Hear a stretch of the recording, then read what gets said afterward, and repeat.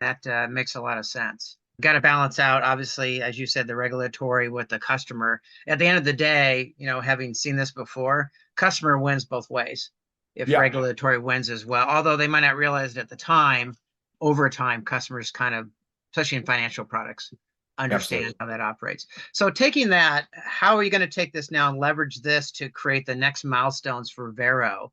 And how are you guys doing towards those? Because you said you're on phase three, basically, right? Of going forward. I'm assuming you mentioned there might be a phase four. Maybe as we've been talking, it's kind of coming to mind, and you can kind of transition us to that, and then where you see Vero in the next 5 years.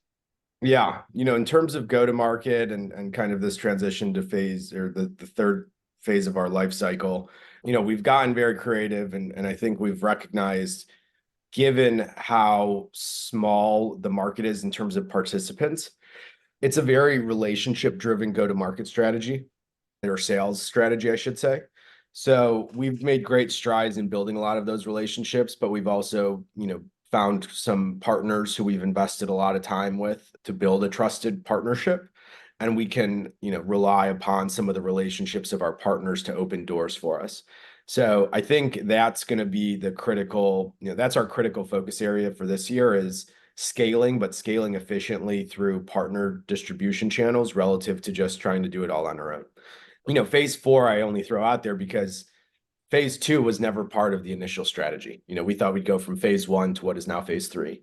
And so I think as we continue to expand and evolve and our technology systems are implemented across a broader set of clientele, they're going to have demands. I think there was a vision I had in the early days of truly a vertically integrated software solution that supports not just the wholesale financing, but also supports the dealer's business operations, but also supports the suppliers, order management and processing system. So I think whether it's a build or partner strategy, I think there's a lot of integrations across the ecosystem that we can explore for this kind of fourth stage of our life cycle, where we do support more of that vertical value chain as far as OEMs distribution channels and working through their distributors and dealers.